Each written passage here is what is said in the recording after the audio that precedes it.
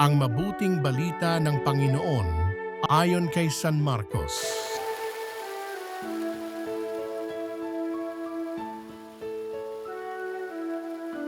Noong panahong iyon, isa sa mga eskriba ay lumapit kay Jesus at nagtanong, "Alin pong utos ang pinakamahalaga?"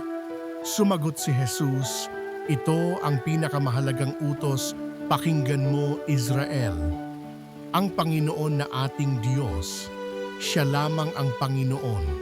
Ibigin mo ang Panginoon mong Diyos ng buong puso, ng buong kaluluwa, ng buong pag-iisip, at ng buong lakas. Ito naman ang pangalawa, ibigin mo ang iyong kapwa gaya ng iyong sarili. Wala nang ibang utos na hihigit pa sa mga ito." "Tama po, Guro," wika ng eskriba. "Totoo ang sinabi ninyo. Iisa ang Diyos at wala nang iba liban sa Kanya.